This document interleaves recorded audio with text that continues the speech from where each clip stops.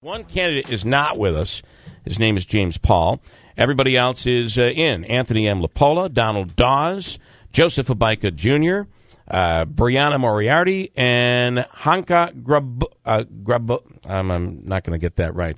Can you pass her the microphone so she can pronounce that for me? I'm going to try. Hanka Grabovica. Grabovica. Yes. Okay. Perfect. All right. Thank you.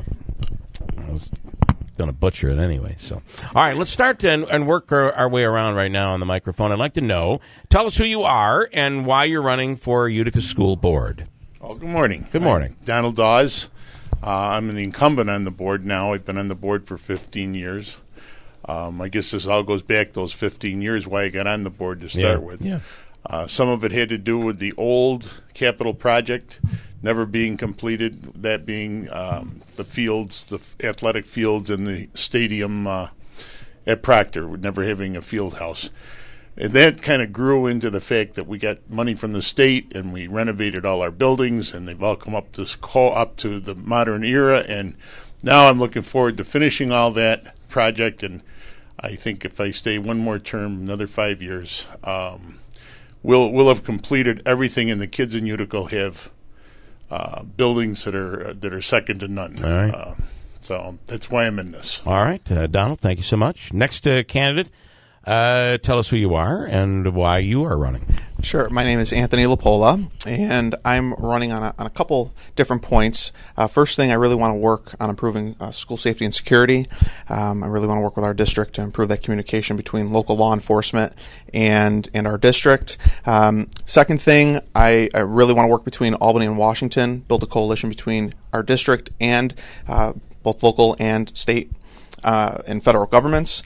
Third, I really want to help with teachers, our staff, all administration to really work with our students to make sure student success continues and grows. Fourth, I really want to work with local farming and our district to help improve breakfast and lunch for our students. I noticed over the past week that there's a pilot program in New York that will allow us to allocate money to our district so our students can have fresh fruit and vegetables, especially for the morning time, get a little bit of a healthier breakfast. Okay.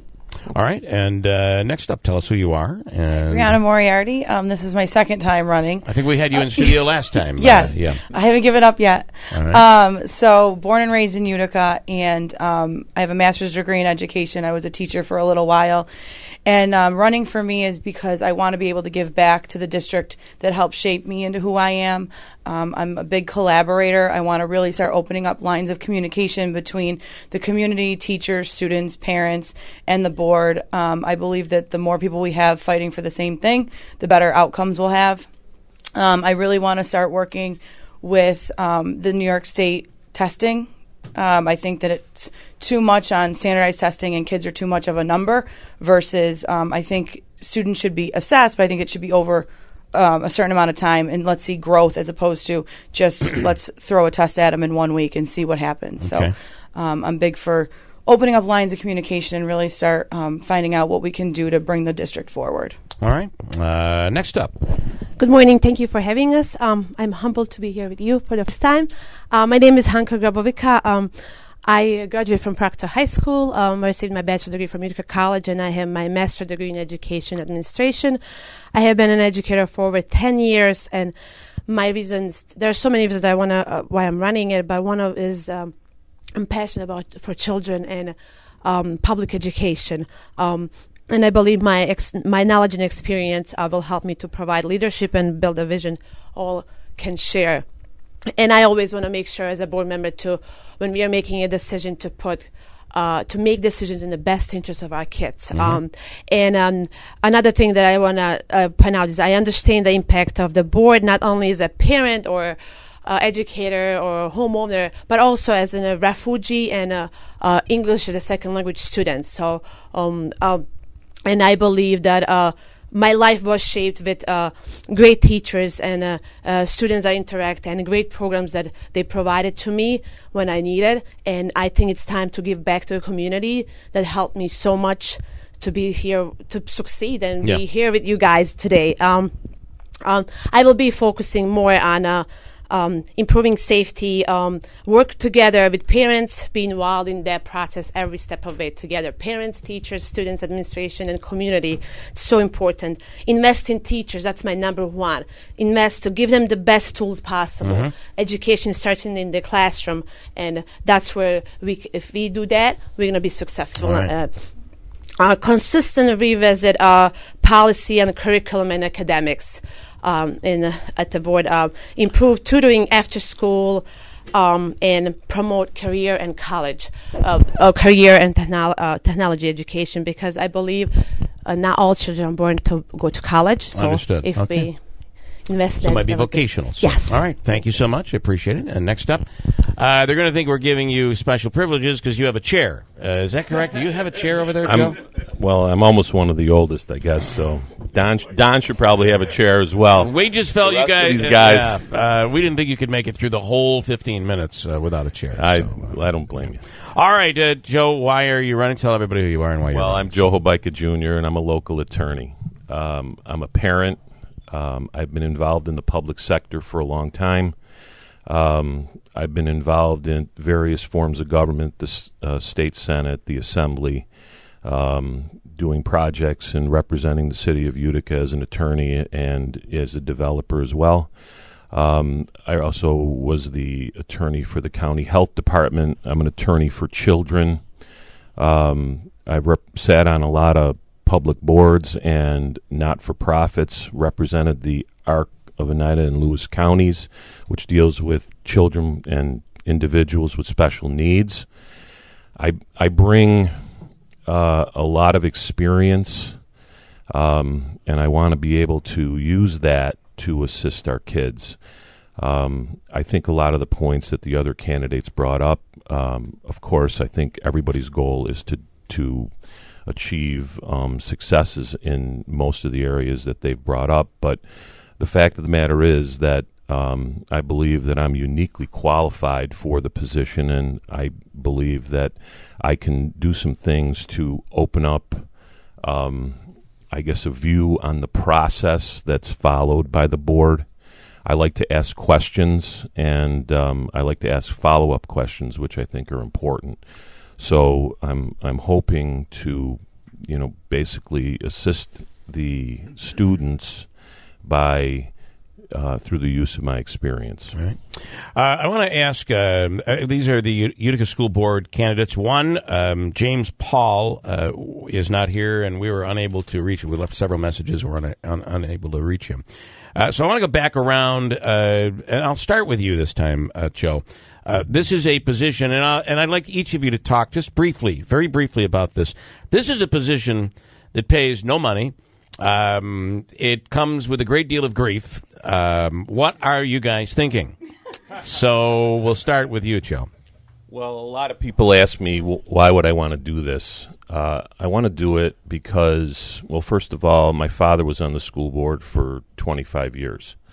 He always used to talk about it. We always used to talk about it, and he always felt that it was one of the most rewarding things that he ever did. He said that if I really wanted to help the community, I should get on the school board and do things to improve the lot of life for students. And that's why I'm doing it. No other reason. I just want to be able to assist the community in moving forward, address some of the issues that I see when I'm in family court representing children or families that have issues and can't find their way when they're near the education system. All right. Hanka? As I said, I have my passion is for children and education, and number one, the reason that my daughter is in Utica School District in second grade. So I want to make sure my daughter's education is improved, and make sure they challenge her, and because she's a really good student, and I believe I can be a voice for all of the students in the community, from the advanced students to the students that they don't even speak English. So I believe we are a diverse community, so diversity needs to be involved too, and I think I can be a great role model for all of our students, and they can see. I can tell if Hanka Grabovika could do this, we can all do this. Yeah, and that's one of the biggest reasons that I am going for it. Over to Brianna.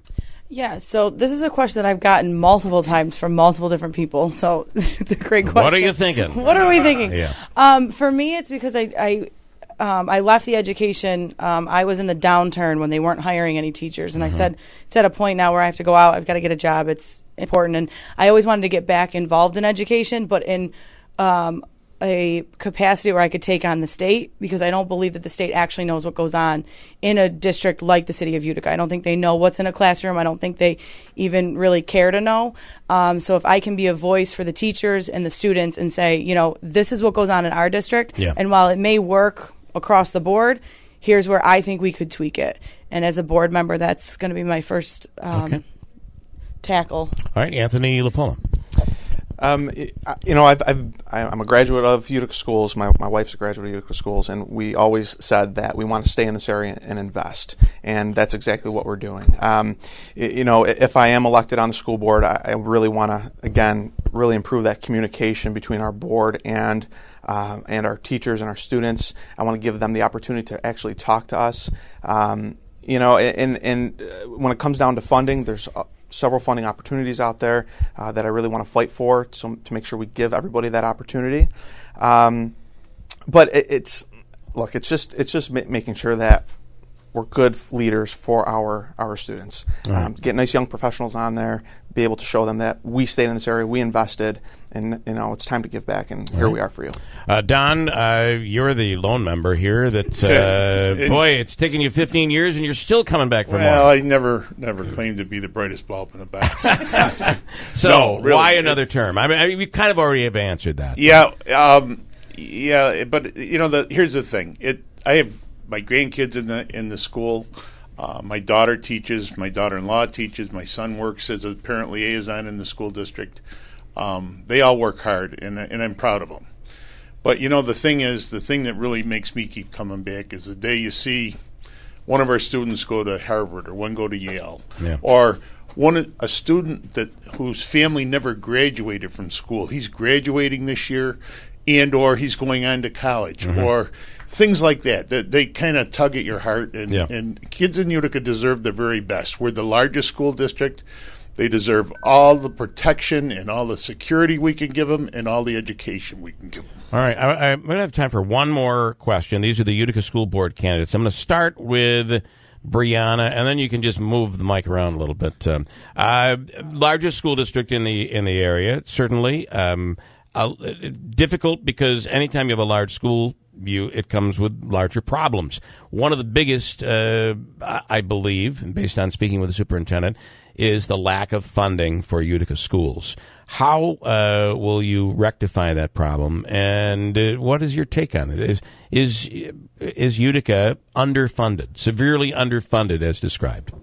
I think that's been an issue across the board with the Utica district. We are underfunded. I don't believe the state spreads out their funding across the board. I think downstate gets more than upstate's fair share. However, I do believe that there's also alternative ways of thinking. I think I'm a researcher at heart, so I think that if we can dig in, roll up our sleeves, and start doing some research on, you know, what's offered in the community, what's offered at grant levels, different things like that. And then the other thing is, I'm not afraid to make noise. So if I got to go and ask our state leaders questions that may be tougher, and I'm not saying that the board doesn't do that, but hey, I'm young, I got nothing else to do, so let me go to Albany and let me knock on some doors and let me ask the tough questions. I don't like to take no for an answer unless it's the answer I'm looking for. All right. So. All right, let's pass whichever way you'd like. Anthony LaPola. No, that's okay. No, I mean, I agree with you, Brianna. I mean, we have to. You might have asked me last time I was on your show. Yes, Chris Altino has laid a foundation. All the board members have laid a foundation for us for that funding. But there really needs to be more communication between Albany and Washington, taking a trip down there, spending some time, making sure that we are applying for the correct grants, the proper funding.